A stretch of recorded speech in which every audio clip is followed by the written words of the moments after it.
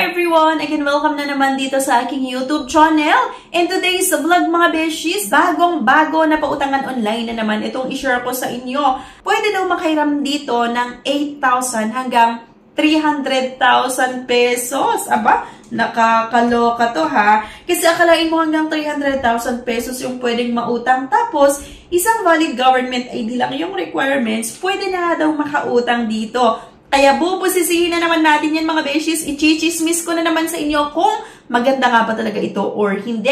Pero syempre, bago ang lahat, abay mag-subscribe na nga po kayo para magkaroon ng chance na manalo sa ating pa-cellphone giveaways na ini-announce ko nga po every 25th of the month. Ang app nga na ito or loan app na naman na ito ay FlexiFinance. Akalain mo, nung last lang, nag-discuss ako ng Flexi loan ng isang bangko. Tapos ngayon, may nakita ako na FlexiFinance naman daw na loan app. Diba? Nakakaloka. Or parang ginaya nila yung thumbnail ko ha. Ay na nga. Ito nga po yung FlexiFinance, your loan partner daw. Under ng loan app, Philippines and peso, blah, blah, blah. Okay, kapag i-open nga natin, ito 100% secure nga daw. Totoo kaya, your security is as solid as a rock fortress. Diba? Galing ha? Ang dami nilang mga eme-eme, diba? So, to ensure you can utilize all the wonderful feature of FlexiFinance, it's necessary for you to grant certain permission. May mga gusto na naman daw itong i-access sa ating cellphone. Para nga daw makautang dito, aba, kailangan nating mag-agree sa mga gusto nilang i-access sa ating cellphone. Kasi, same lang din naman talaga ito sa ibang mga loan app na kapag i-deny mo, hindi magpo-proceed ang ating loan applications. Get ready to dive into the app world of FlexiFinance. So, phone number, kailangan daw nating ilagay dyan. Same lang din naman talaga ito sa ibang mga loan app. Naloka ako mga beshies, ito yung sinasabi ko kanina, na 8,000 hanggang 300,000 nga daw yung pwedeng mahiram at may interest rate na 0.06% per day. So, kasi kahit sabihin natin na 0.06% per day, yung interest, abay malaki yan kasi everyday itong pagdagdag nila ng interest.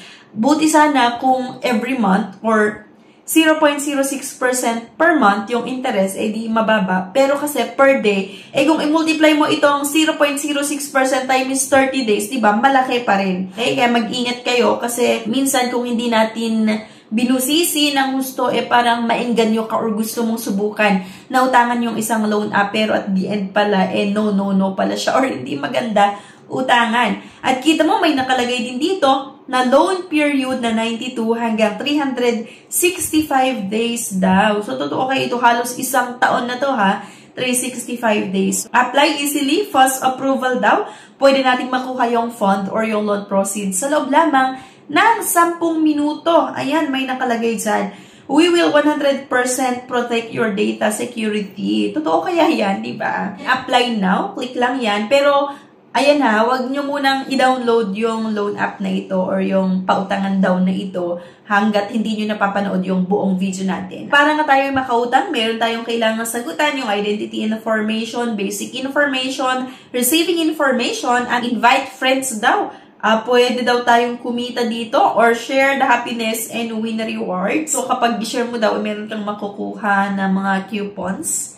Ayan, friends rewards. Pero panoorin nyo hanggang sa matapos bago nyo i-share itong loan app, diba? Para hindi marami yung mabiktima ng iba't ibang mga pautangan online. So, choose a certificate type. Mamimili ka dito kung ano yung gusto mong ID or yung ID na meron ka na pwede mong gamitin sa pangungutang nga dito. So, ito yung mga ID na tinatanggap.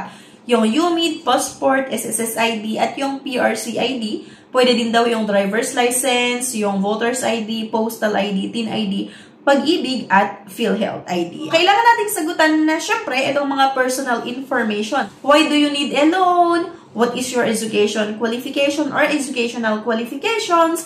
Saan ka nakatira? Where is your detailed address? What is your email address? At meron nga din po itong work information. So, office employees, entrepreneur, student, or unemployed. So, after nga po ng work information, dito na tayo sa contact information. So, after nyan, syempre, eto na. Mamimili ka kung saan mo gustong matanggap yung loan proceeds na naman. Pwede sa via bank, pwede sa e-wallets. At pag e-wallets yung pinili mo, GCash, Paymaya, GrabPay, at Coin. So, syempre, GCash na naman yung pinili ko dito mga beshies. At ito na nga, after ng ilang minuto na pag-apply ko dito, under review daw yung loan application ko. We will complete the audit within 24 hours and we will match you with the appropriate amount based on your audit result. So, under review daw itong loan application ko at i-check daw nila, i-process nila within 24 hours itong loan application ko nga. So, diba, nakakaloka lang kasi ang sabi ay get the fund in 10 minutes. Pero, bakit naging 24 hours na naman or we will complete the audit within 24 hours? Kung ano-ano lang talaga yung mga nilagay ng iba't ibang mga loan app para malito yung mga borrower. Habang inaantay natin yung pag-process nga nito ng aking loan application, abay, nag-check ako sa ratings nila or mga reviews ng iba't ibang sumubok nga na umutang. Dito, inaloka ako mga beses kasi hindi na nga ganon kadami yung nag-try na sumubok or yung nag-try na umutang sa loan app na ito. Eh, hindi pa maganda yung naging experience ng mga sumubok. So, like, sabi na itong isa, kalokohan scam. Auto-reject ang gara tapos di mo madedelete info account mo. Huwag nyo na i-try i-download, scam at phishing to. Okay? So, sabi naman ng isa, the worst app ever, don't download and use it. Trust me. Diba? So, hindi maganda yung naging experience ng mga ibang umutang. And nung i-check ko nga, hindi din talaga ganun kadami yung nag-try. Kung makikita nyo, 14 ratings lang. Pero latest lang itong dalawang comment. So, ibig sabihin, bago lang nila sinubukan yung pautangan na ito and hindi maganda yung naging experience nila. Kaya I conclude na yung loan app na ito ay hindi rin magandang utangan. Though, wala pang status yung loan application ko kasi magantay pa nga daw ako ng 24 hours. And after ilang minuto, halos 15 to 20 minutes ata yung nakalipas, nung binalikan ko kasi itong app nila, eh ganun pa rin, under review pa rin yung loan application ko. So, para sa akin, hindi siya maganda na utangan. Okay?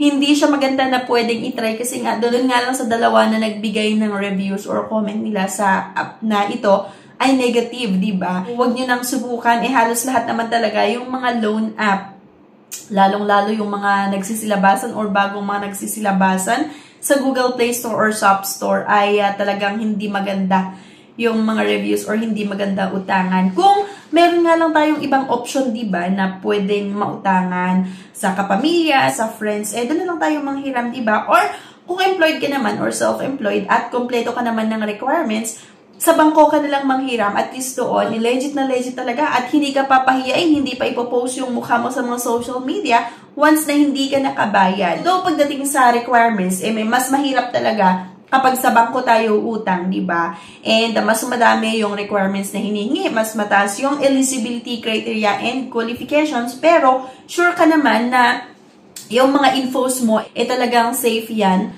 At hindi gagamitin sa kung saan-saan lang yung mga IDs mo. At hindi ka pa nga papahiyain sa mga social media or hindi po post yung mga IDs mo, yung mukha mo sa social media. So, kung may requirements ka, ay pwede kang mag-search ng mga bangko na nag-o-offer ng bank loan, bank personal loan for employed and self-employed.